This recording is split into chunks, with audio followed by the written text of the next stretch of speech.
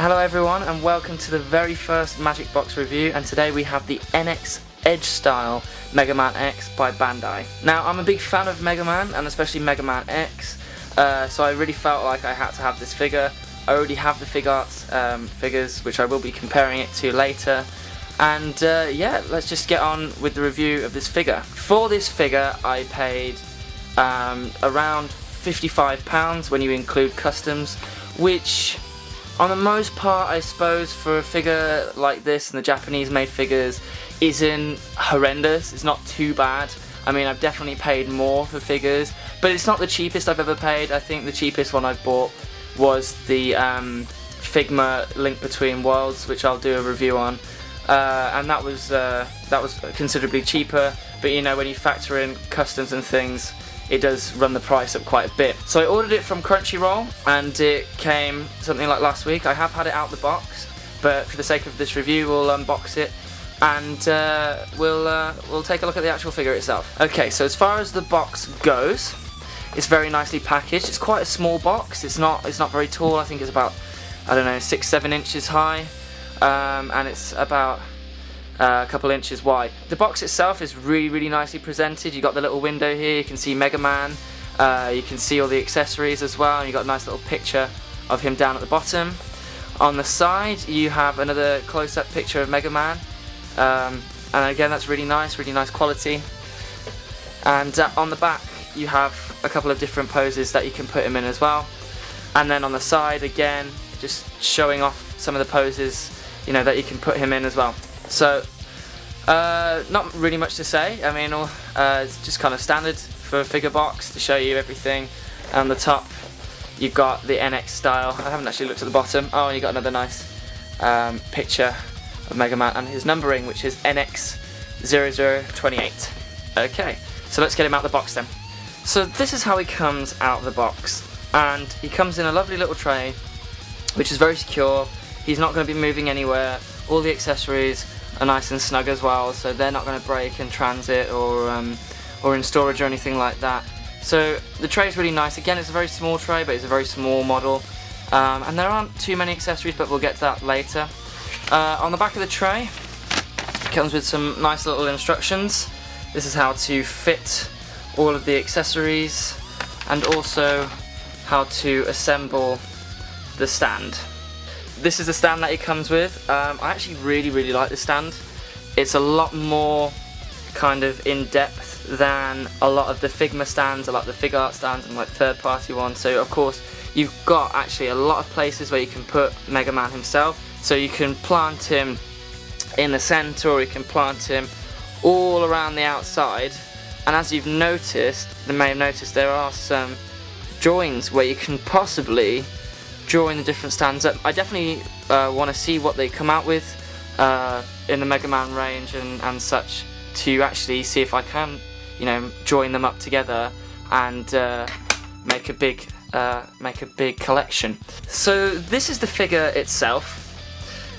It's not a very tall figure. I am guessing it's about 3 or 4 inches high, so it's really not very high. So like, this is my, you know, my hand in comparison to him, so he's really quite small. The detailing on his face is very nice. He has his red ruby crystal on the top of his head, and of course he has some nice actual etchings on his arms. He has some etchings on his torso as well, if you can see those. And the paintwork actually is very nice, very clean, very crisp.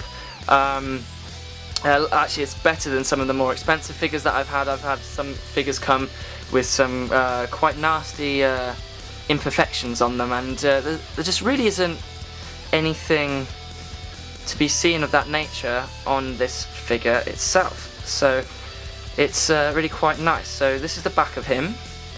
As you can see, there are some more etchings on the back of his arms, on the back of his head, on his legs and on his feet as well.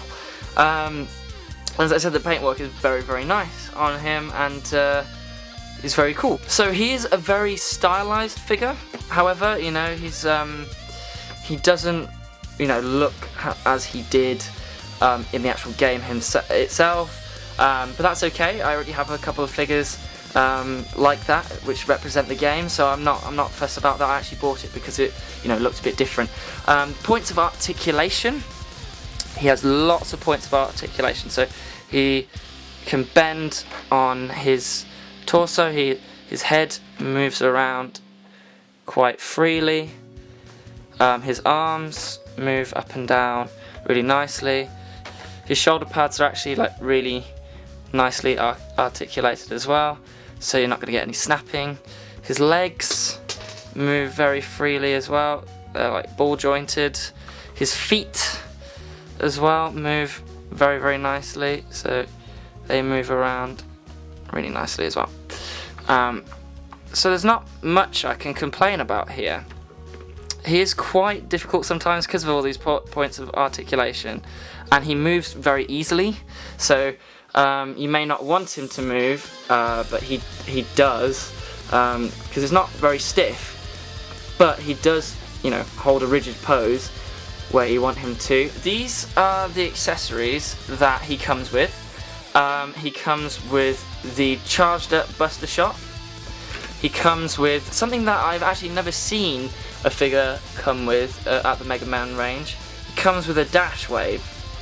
So in the game, when you dash, it creates a little wave of dust or spark behind Mega Man, and I've never actually seen that included, and I really like that piece. That's probably my favourite piece out of all the pieces. And then of course, which usually comes with the Mega Man figures, his little lemon blobs, as people like to call them, his little lemon shot, which is the non-charged Buster, and that's really nicely moulded as well.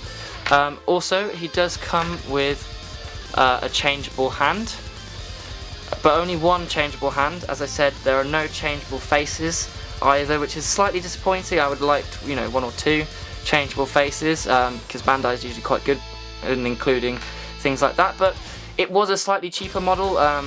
If you don't include shipping and handling and customs and things, then it is slightly cheaper.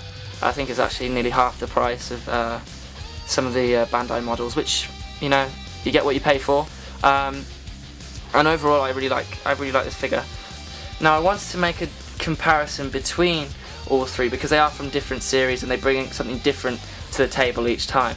I mean, as you can see, the NXEdge figure is considerably smaller than the Figuarts one, and it's just fractionally smaller than the Bandai D-Arts one as well. That's not a problem. I mean, they pack a lot into this small package, and he is very detailed. He's actually a bit more detailed than the D-Arts Rockman, but then again, Rockman does not have an awful lot of detail in the first place, so you can't really fault it for that. I just wanted to show you the comparison so you could make an educated decision on what kind of style that you wanted to go with. As I said, it is a very stylized figure in the first place, so if you wanted something a bit closer to the games, maybe these two on the outside are more for you.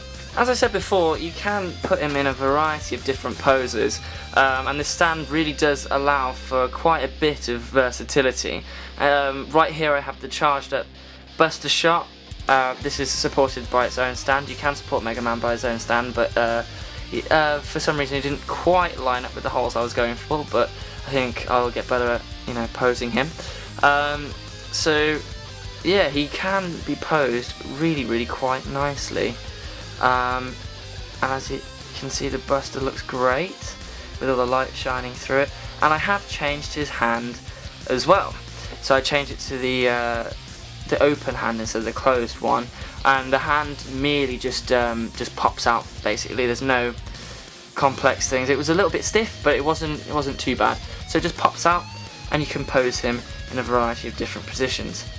Overall, with the detail of the figure, the size, and the price, I would probably give it around 8 out of 10. I shan't let the customs charges and things cloud my vision too much when it comes to that, but because that's not really part of the retail price, and I suppose if you were to order from the United States or maybe even order from Japan, that wouldn't really apply to you. But for people in other countries, I would factor it in slightly when you are going to buy this figure. I'm really impressed with this one. I'm really pleased with the final outcome, and it looks great in my collection. So that's about it. I'll put some pictures up of him in a variety of different poses, and I hope you enjoyed this first review from Magic Box. Please like, comment and subscribe.